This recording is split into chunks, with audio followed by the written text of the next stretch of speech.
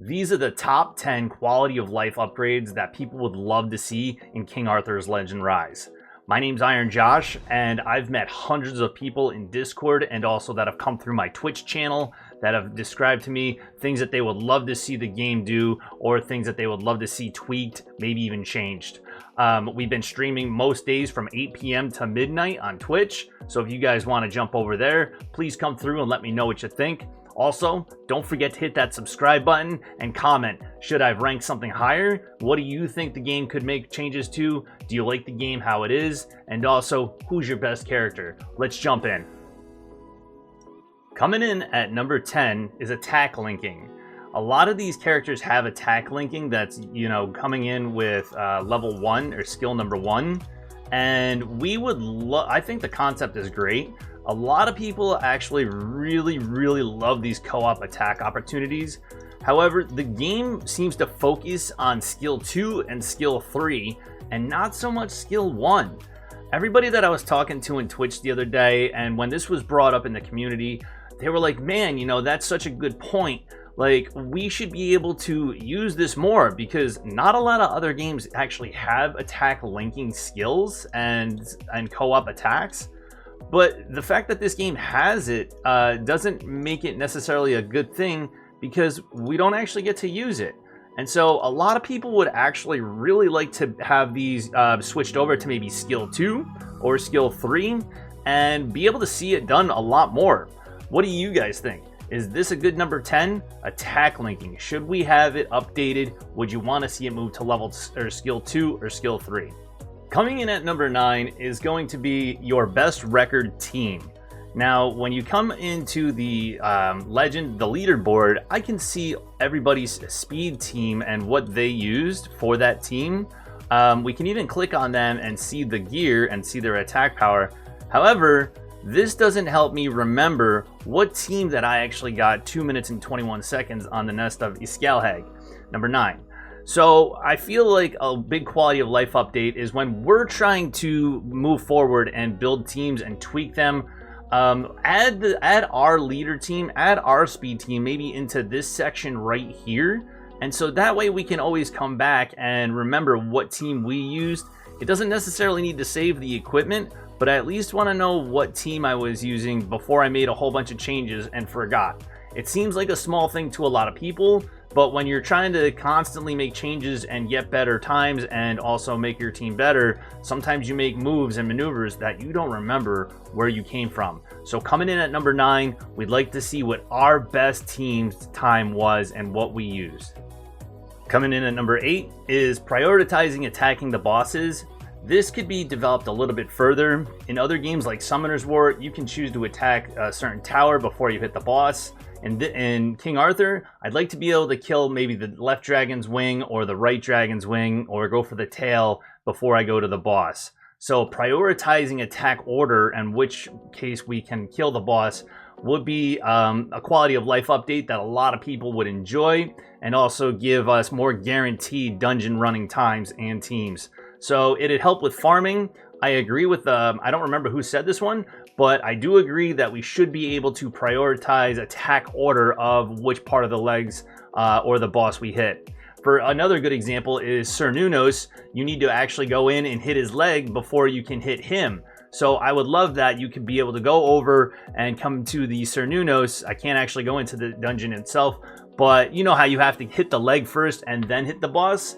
We should be able to program the game to hit the legs first and then prioritize the boss. And then in round 2, we should automatically be able to choose if we want to go to the tentacles or the head itself. So that comes in at number 8. Coming in at number 7 would be a friends list. Other games allow you to connect with people and talk to them directly.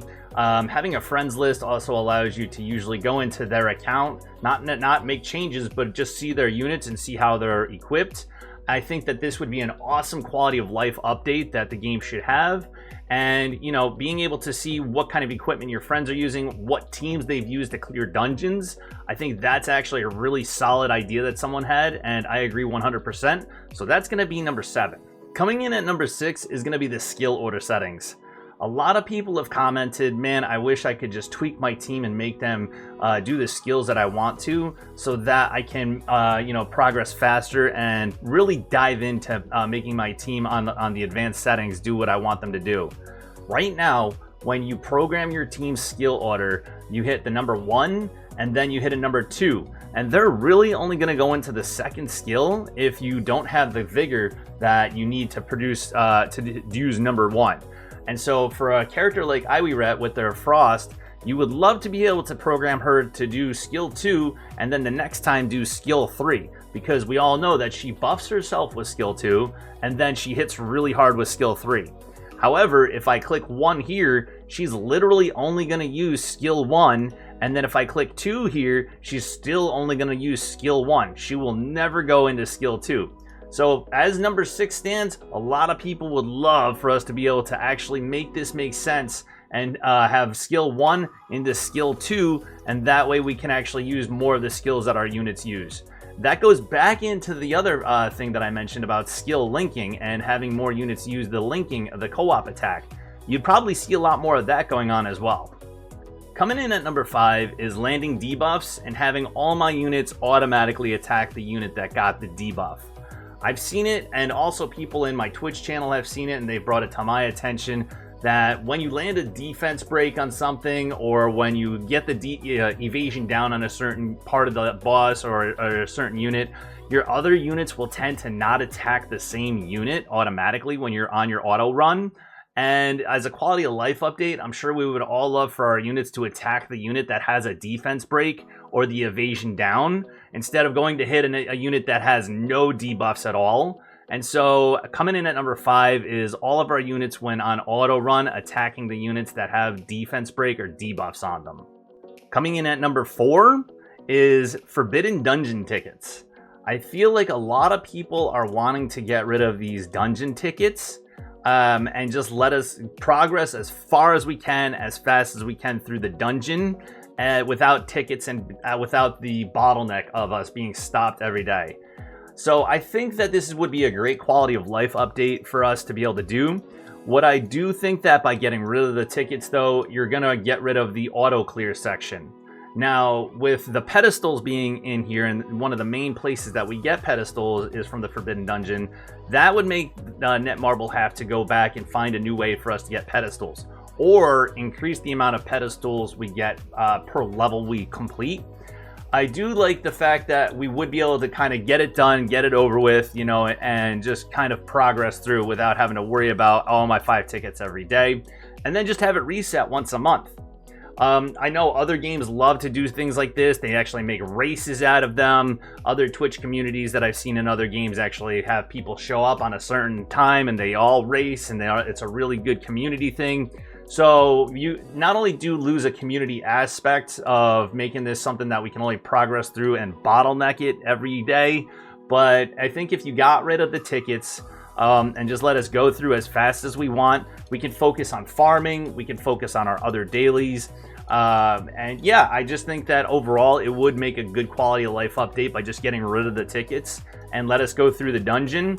We're all going to do it. We all want to do it. It's not that, we would forget about the dungeon every month. The rewards are great, but I just think that a lot of people don't like the bottlenecking every day. What do you guys think? These are the top 3 things that people have talked about in my Twitch channel, and I agree with. Coming in at number 3 is seeing how much damage each unit does to a boss or another unit. A damage tracker inside of this screen here would be absolutely awesome to see. How much damage my Kay is doing, how much damage my Tristan is doing, how much damage my Morgan is doing, and how much damage my Ain is doing in real time, to show where the progress is coming from on my boss. I think that it's a really good number 3. I agree with it, and I would love to see that added into the game, so that way live time, when I'm fighting these battles, I can make the changes and I can actually see it instead of having to wait until the end of the battle to go and find out who did the most damage. So having a live tracker inside of the battle itself to show me where all the damage is coming from would be a good quality of life. I'm putting it at number 3. What do you guys think? Coming in at number 2 is being able to sell items right from the end screen. Guys, I don't know about you, but it was really tough for me to put this at number 2 instead of number 1. But yeah, I don't know, man. I think we should have already been able to do this since day 1. Being able to sell things from this screen, and maybe if you're doing like a big repeat, being able to scroll down, see everything, sort and sell, it's got to be a thing to come in the future. But coming in at number 2 is being able to sell equipment that we don't want to use from this screen, from the end screen. And coming in at number 1 is lowering the cost of dungeon runs, or giving us more stamina to use per day. Now, this has been something lately that has been talked about non-stop in my Twitch channel. We get a maximum of 252 stamina per day. And they've recently given us the opportunity to come over into daily perks and make these chests, which may or may not give us enough stamina. But guys, I 100% agree with my Twitch chat on this one. Being able to run more dungeons every day would be perfect. The best thing that I could see them doing is lowering the stamina costs. The thing is, you know, when you get into the dungeons and you get a few items at the end, I do know that they give us like 6 or 7 things. And so running a 3x at 48, I mean, if you're going to give me 252 energy a day to cap off, and then I have to go buy some, or if I'm coming into the missions and getting maybe an extra 100 here, 100 there, blowing through all my Coliseum rewards every day to be able to buy more energy. It's just one of those things where you're really bottlenecking progress and accounts. And you know, especially for free-to-play players, like, you know, these guys are gonna come in, they're gonna play the game, they're gonna give us people who spend a couple bucks something to do when we're in the arena. We want to play with our friends, and not everybody wants to spend a ton of money. So it's one of those things where if you lower the dungeon running costs, everybody gets to play more, and everybody gets to build their teams, everybody gets to build their units, and that's half the fun of a game. And even though the game just came out pretty recently and everybody's still kind of building and working on their accounts, I know a few people have put in a couple $1,000, and I myself am around $100, maybe $125. But that's not a good thing for games like this to do. I know, coming from other games like Dragonair and Summoner's War, and I played Age of Magic, I was able to run dungeons almost limitlessly through the entire day. Even if I was selling 95% of the equipment, I was still playing the game. With a game like this that limits your stamina, and the reason why it's so limited is because the dungeons are pretty high to run. 48 for one run, that seems a lot. Seems like a lot. So that's coming in at number 1, lowering the stamina costs of dungeons so that we can play the game more. That's it for me, guys. I hope you guys enjoyed this video. Let me know what you think. Did I get it right? Is the Twitch community talking some good stuff? What would you change, and what did we miss? Drop a subscribe in the down below, and I'll see you in the next video.